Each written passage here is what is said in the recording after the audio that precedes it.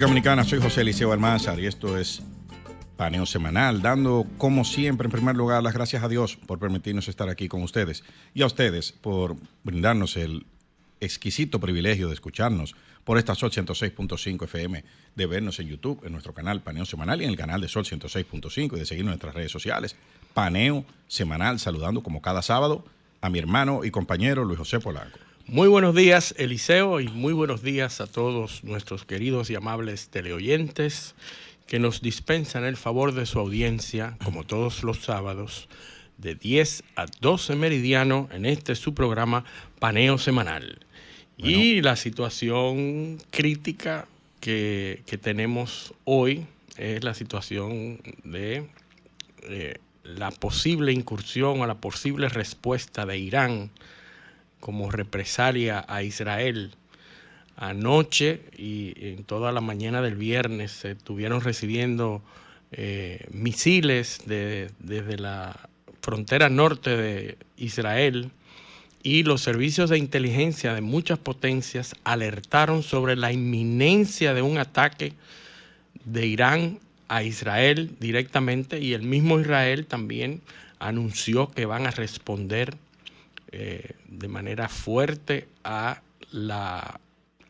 ataque que hizo Israel al consulado de Irán en Siria, ¿verdad? Entonces, el pueblo iraní demanda firmeza y está prácticamente demandando que Irán responda a esa afrenta de atacar y matar a varios de sus funcionarios en el consulado de Irán. Israel ha dicho que está preparada, que un ataque de Irán es inminente. Estados Unidos ayer se puso en alerta máxima al punto de que Biden dio una entrevista y habló y dijo que un ataque de Irán era inminente, que se va a producir más temprano que nunca. Que tarde, perdón. Y asimismo lo hizo Francia, que alertó. Varios países de Europa alertaron a sus ciudadanos que no viajen a esa zona. Es decir, ayer teníamos una situación de crisis, con la posibilidad de una escalada de ese conflicto en el Oriente Próximo. Muchos países alertaron y era casi inminente, además de los ataques de al menos, las fuentes no se ponen de acuerdo, al menos 50 misiles fueron lanzados en la frontera norte de Israel. No se produjeron graves daños.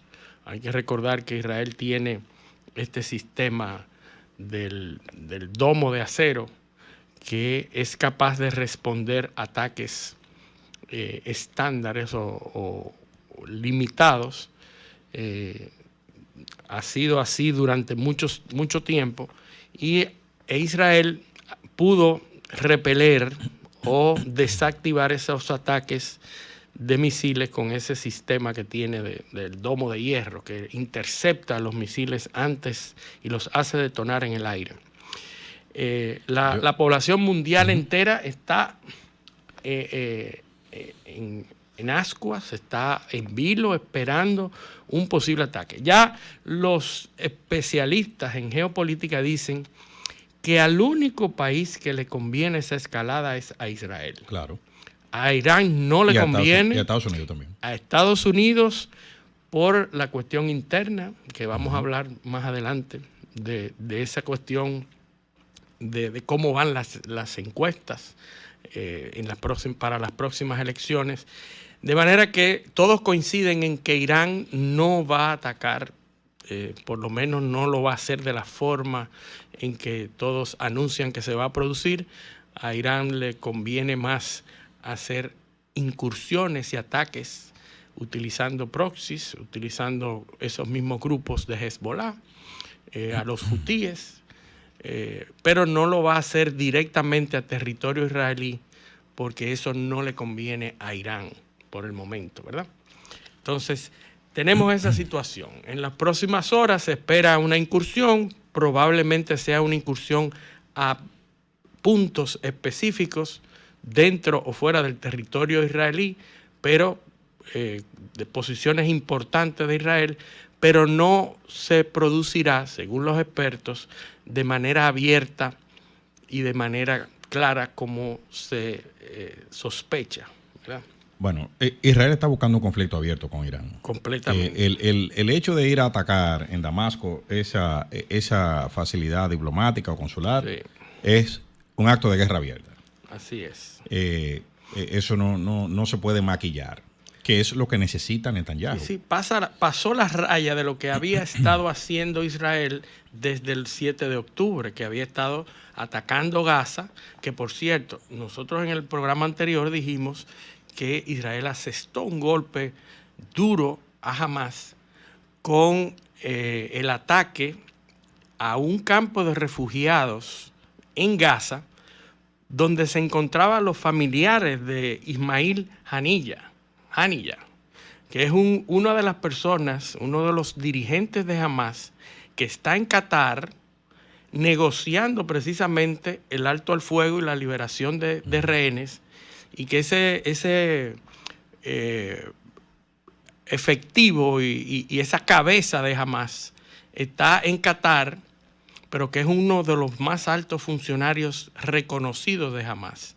Entonces, Israel la semana pasada, y lo mencionamos, atacó un vehículo dentro de un campo de refugiados donde se escondían 3 hijos de ese militar y varios nietos infantes que iban en un vehículo, e Israel asestó un duro golpe, los mató, bombardeó el vehículo y murieron todos. Ahí vimos en la prensa cómo filmaron la noticia, cómo la recibió el líder de Hamás, Ismail Haniyeh. Ese señor es un alto funcionario de Hamás que había estado viviendo en la franja de Gaza y hace 3 años que vive en Qatar. Y es la cabeza visible de Hamás, con el que se negocia. Y ese señor acaba de perder 3 hijos y varios nietos. Lo que sucede, Luis, es que Israel está perdiendo la guerra. ¿Y por qué lo digo? Por los objetivos. Los objetivos de Israel eran al menos 3 en esto. Era el primero, y lo pongo no necesariamente en escala de importancia, pero al menos para continuar la narrativa, era rescatar a los rehenes. Sí. Ese es el primer objetivo. Sí. Se logró. Hay más de 100 rehenes todavía en cautiverio. Y esta semana hubo una noticia preocupante sobre ese primer objetivo. Hay unos diálogos que se están dando en Egipto a través de terceros países para intentar conseguir un alto al fuego. Alto al fuego y liberación de rehenes. Que se plantea en inicio que sean 2 semanas, que los palestinos quieren que sea más extenso. Se hizo una propuesta de recibir 41 rehenes por 400 prisioneros palestinos. Sí. ¿Qué sucede? Que eso quedó trunco, porque aparentemente nadie tiene 40 rehenes disponibles. Sí, están repartidos. Están repartidos, o lo peor, ya no están vivos. Sí, hay problemas. Entonces, eso pasó como por debajo de la mesa. Ese es el primer objetivo. El segundo objetivo de Israel es destruir a Hamás. Bueno, pues eliminar a Hamás. No se ha logrado todavía. Sí.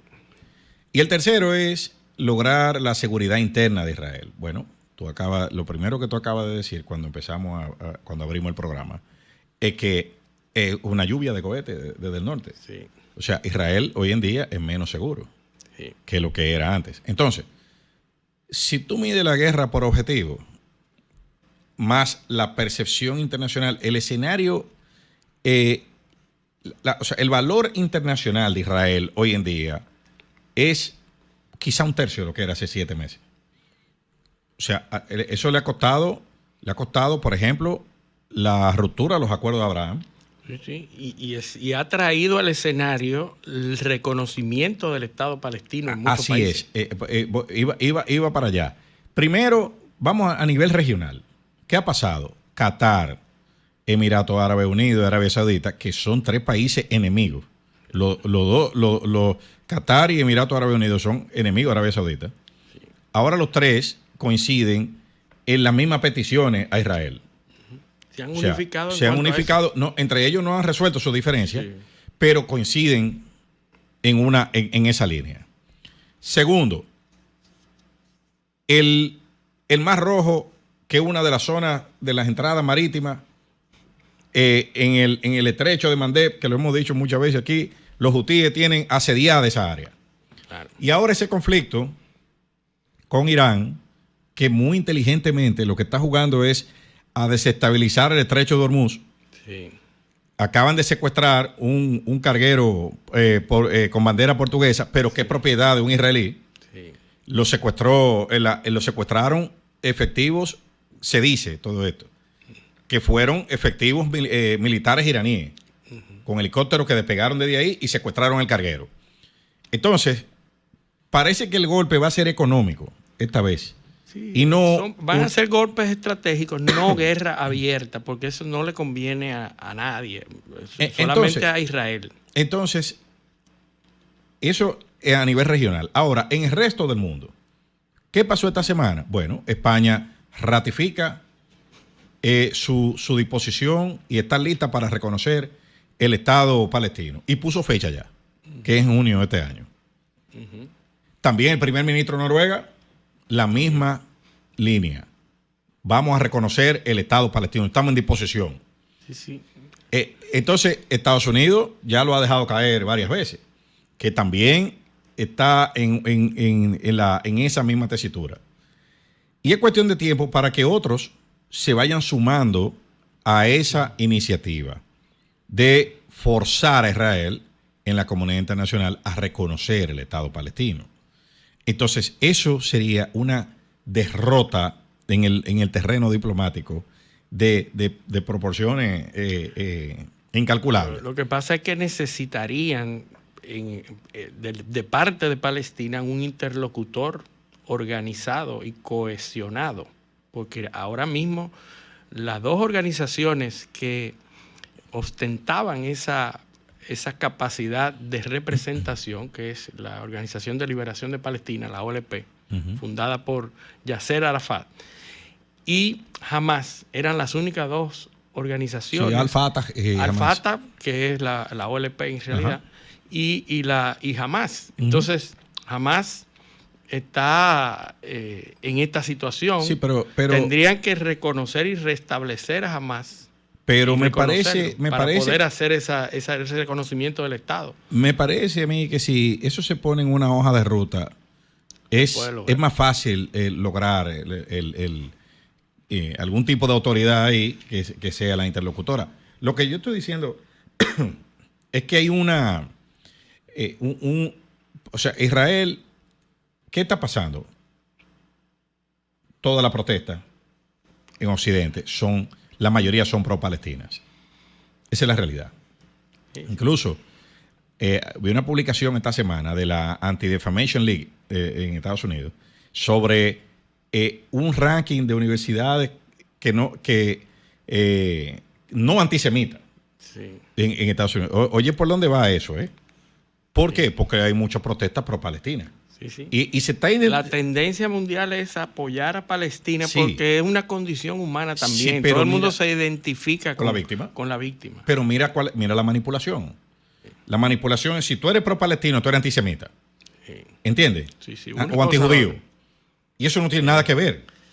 Sí. No necesariamente el que apoye una causa pro-palestina es enemigo de los judíos. Entonces, eso se está queriendo vender así. Sí, negro o blanco. Exacto. No hay tono de grises. Se está queriendo vender así para tratar de buscar un poco más de indulgencia hacia los israelíes. Es una estrategia de marketing. Sí, sí. Que se han usado en los dos lados. Claro que sí. Ahora, lo que sí es un hecho incontrovertible es que la mayoría de las protestas son a favor de los palestinos. Sí. Y eso está haciendo que los gobiernos se estén moviendo en dirección para tratar de responderle a sus electorados. Sí. Pues primero tengo que salvarme yo.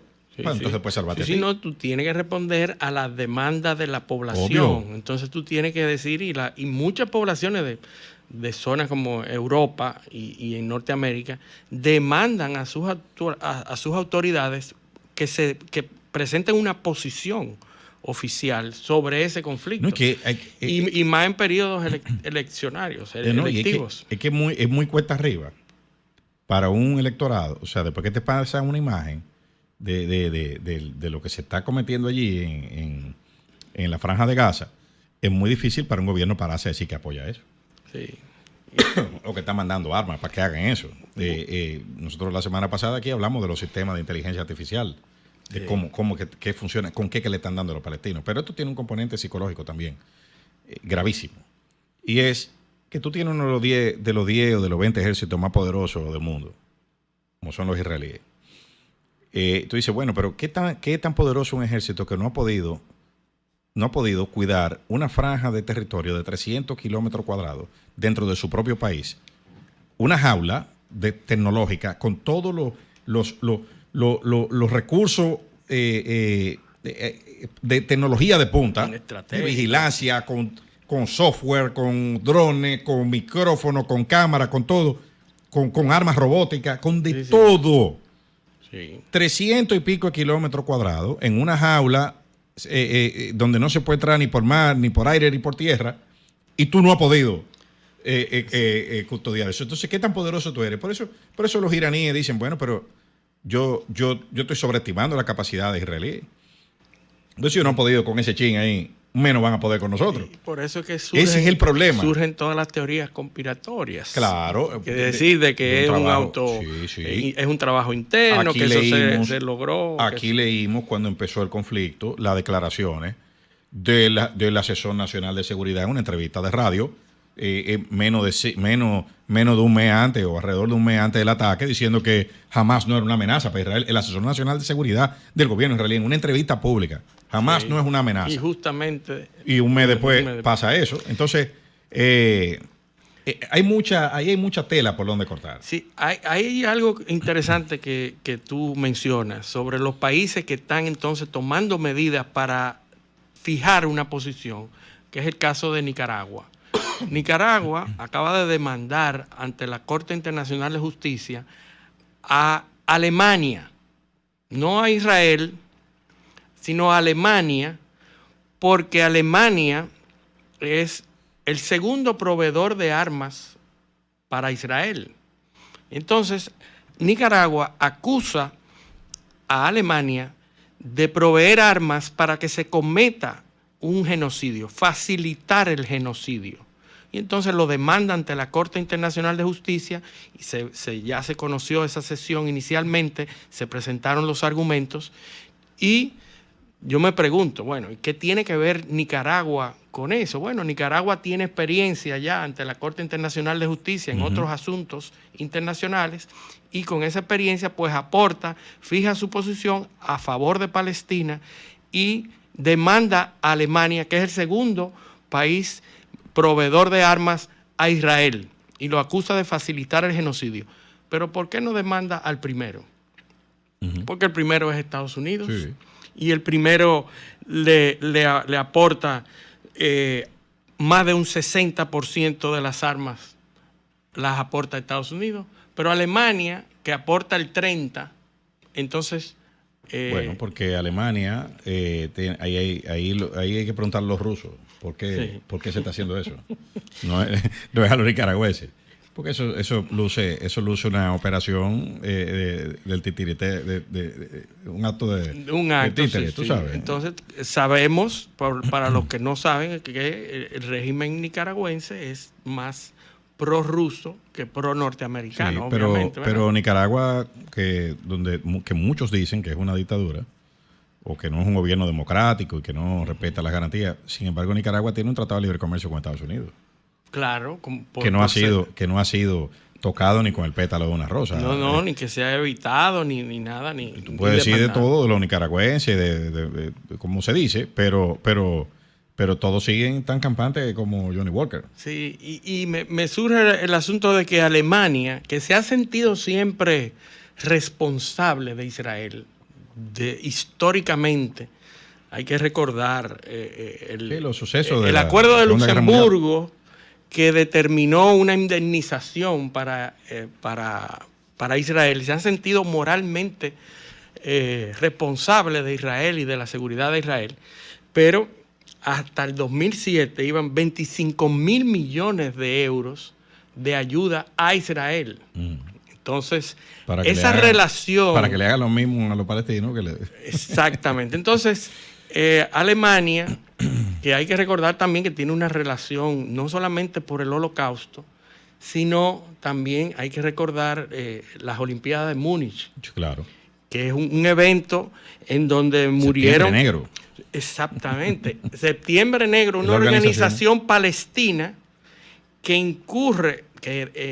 incursiona dentro de un evento deportivo de las Olimpiadas y asesina a 11 atletas israelíes en territorio en Múnich, en Alemania. Y secuestran a la delegación. Y eso es un episodio que está marcado en la historia de los Estados Unidos. Y después recordamos el secuestro de Air Francia en Entebbe. Y el incidente de Entebbe. El incidente de Entebbe. Donde murió en el comando de rescate que mandaron los israelíes, murió el teniente Jonathan Netanyahu. Johnny Netanyahu, que es el hermano mayor de Bibi Netanyahu. De Benjamín Netanyahu. Pero que es un héroe. Un héroe nacional. Un héroe nacional, sí. Porque el ejército israelí incursionó y se fue a Uganda, al aeropuerto en Entebbe, y rescató y mató a los secuestradores. Eso es de película. Incluso hay películas que se han hecho. Y murió Jonathan Netanyahu, que fue el único oficial de las fuerzas especiales que cayó que abatido. Pudo caer abatido, pero que es un héroe nacional. Él fue que dirigió todo ese operativo, murió, pero es un héroe. Y miren, ese es el hermano de Benjamín Netanyahu. Es decir, las relaciones Alemania y Israel están cargadas de muchos eventos históricos como ese. Así es. Pero, ¿qué tú crees si dejamos que nuestros oyentes nos hagan? Vamos a abrir los teléfonos. Abrimos los teléfonos para que nuestros teleoyentes interactúen con nosotros. Adelante, Stalin.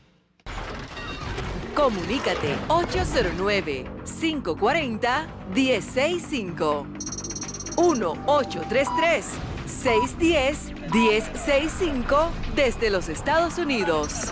Sol 106.5, la más interactiva. Buenos días, ¿quién nos llama y de dónde? Fue ese. Buenos días, ¿quién nos llama y de dónde? Buen día, le habla Fernando de Santiago de los Caballeros. Adelante, Fernando.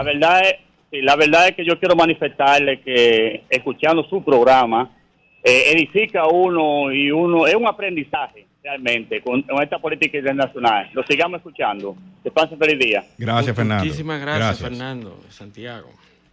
Buenos días, ¿quién nos llama y de dónde? Me decía que de Jaime ahorita, para que se cayó la llamada. Quería hacer una pregunta. Siendo el primer ministro Golda Meir, Benjamín Netanyahu no era del Mossad, jefe del Mossad. Gracias. Sí, Benjamín Netanyahu era un oficial operativo del Mossad. Claro que sí. Un decorado. Buenos días, ¿quién nos habla y de dónde? Buenos días, Danilo Cruz, camionero. Estamos en la Florida en estos momentos. Habla un poco más fuerte, por favor, que se oye muy bajito.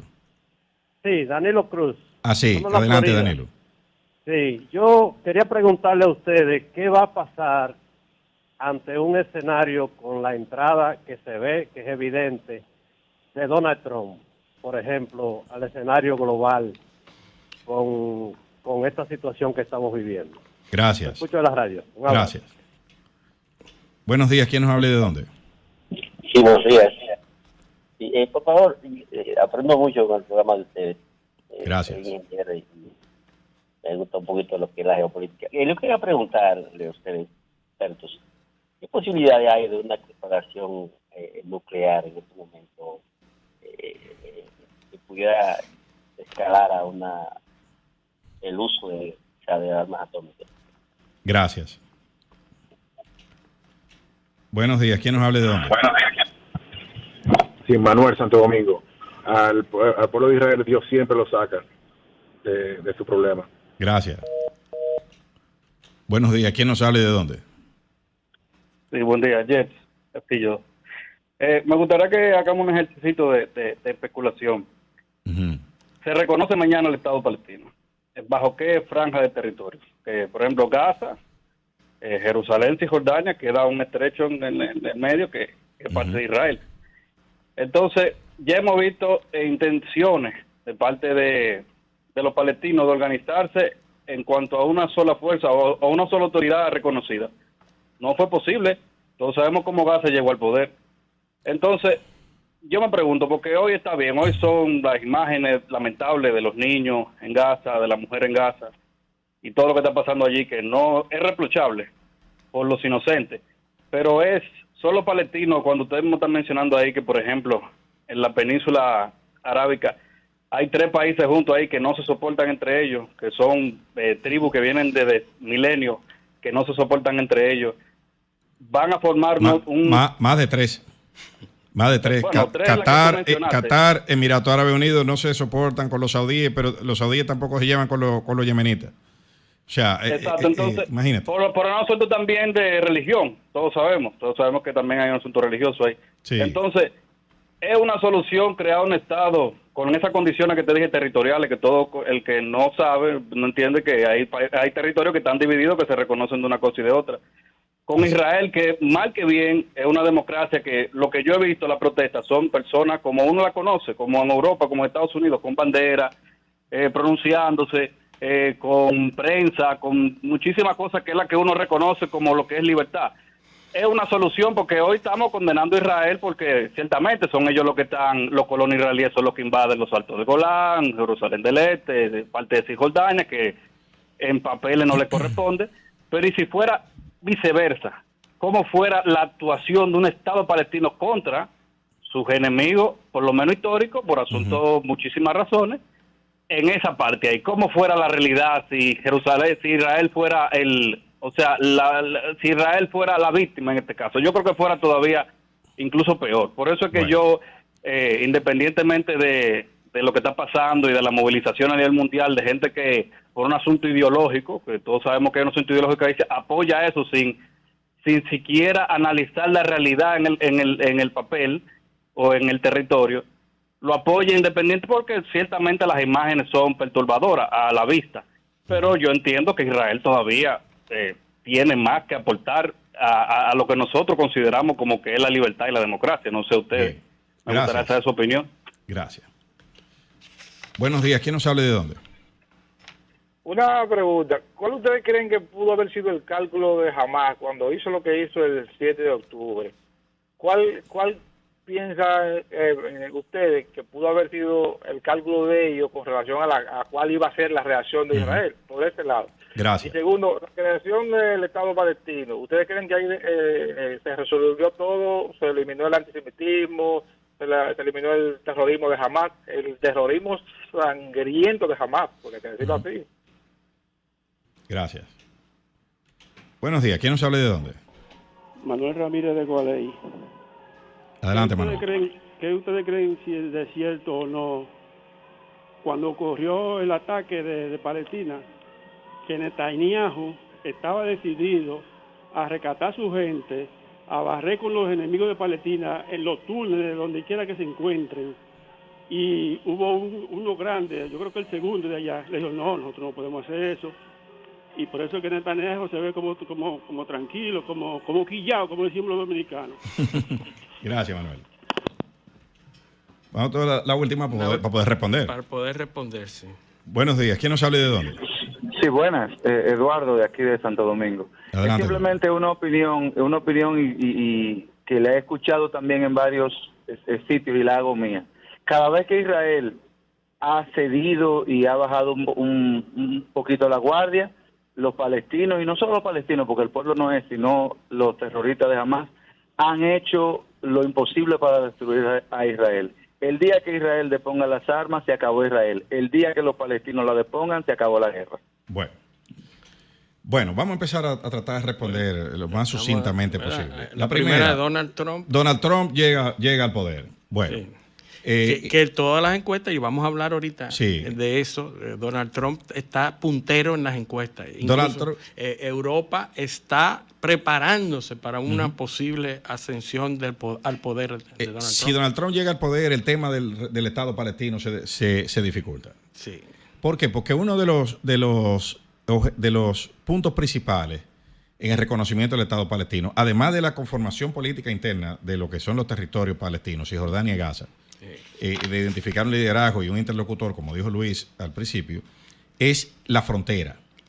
En Gaza no hay ningún problema. La frontera de Cisjordania es la frontera con problemas. ¿Por qué? Porque ¿qué plantean los palestinos? Los palestinos quieren volver a la frontera de 1968, que incluye Jerusalén para Jordania. Y los israelíes se niegan a Jerusalén del Este, una porción de Jerusalén que está bajo territorio israelí. Entonces, ahí Estados Unidos tiene su embajada en Jerusalén, o sea, en una ciudad que está en disputa para colmo de males. O sea que ahí se va a dificultar un poco el tema. Un poco no, bastante, diría. Bastante, ahí se va bastante. Porque, y todas las políticas que los Estados Unidos están tomando ahora cambiarían completamente. Sí. El otro teleoyente que nos preguntó sobre el tema de las armas nucleares. La confrontación nuclear. Mira, hay un escenario que se llama MDA, Mutual Destruction Assured, que es destrucción mutua asegurada, que es el principio que se evita con el uso de armas nucleares. Sí. Por eso hubo un contradesarrollo en las armas nucleares. Primero se desarrollaron armas nucleares que tenían capacidades masivas de destrucción, y ahora se han desarrollado armas nucleares inteligentes que producen daño limitado en áreas limitadas. Incluso hay hasta balas radioactivas, o sea, proyectiles de artillería radioactivos para dañar un área específica pequeña. Todo eso está regulado con protocolos internacionales, y no me parece todavía que en el mundo haya un escenario para el uso. No creo. Incluso la amenaza se utiliza como amenaza. Como efecto disuasivo psicológico. Disuasivo psicológico. Ahora mismo está hablando, todos los que están en conflicto son potencias nucleares. Sí. Irán tiene armas nucleares, Israel tiene armas nucleares, Rusia tiene armas nucleares, Corea del Norte, China, Inglaterra, Gran Bretaña, Reino Unido, Alemania, todos tienen armamento pero nuclear. Pero eso está fuera de discusión. Y creo que esas eran las inquietudes. Sí, no, hay el asunto del territorio. Una vez reconocido el Estado palestino, ¿qué pasa? ¿Qué pasaría? O si se resuelve el problema. Resolver el problema, difícil. Sí. Difícil porque primero habría que resolver el problema interno en Palestina. Interno, y además el problema de fronteras. ¿Cómo vamos a la resolución inicial del mandato británico? ¿Te acuerdas? El mandato británico de 1922, que decía esto para los judíos palestinos, porque así era que se llamaban, judíos palestinos y judíos árabes. Cuando surge todo este problema en el 1922, había después de la Primera Guerra Mundial se reparten los territorios. Francia se queda con el mandato de los territorios sirios arriba, y Reino Unido se queda con ese territorio que se llamaba Palestina, y entonces el mandato era repartir esos terrenos para que convivieran los palestinos judíos y los palestinos árabes. Y entonces había todo un territorio que después se acortó. Los palestinos árabes no se pusieron nunca de acuerdo ni aceptaron, pero los palestinos judíos sí se conformaron y llamaron a una independencia y se consolidaron como país. Incluso ese desacuerdo fue tan profundo que cuando se estaba creando el Estado de Israel se puso sobre la mesa el reconocimiento de un Estado palestino. Correcto. Y quienes lo rechazaron fueron los palestinos. Fueron los palestinos. Así y entonces, en lugar de aceptarlo, lo que se hizo fue una guerra, la guerra de los 5 países. Exactamente. Contra Israel. La guerra de los 6 días. La guerra de los 6 días, que ganó Israel. Bueno, ahora sí tenemos que irnos a nuestra pausa, que estamos requete pasados. Pero había que quedarse para explicarle a nuestros oyentes todas sus inquietudes. Vamos a la pausa. Este paneo semanal, no le cambien. panel.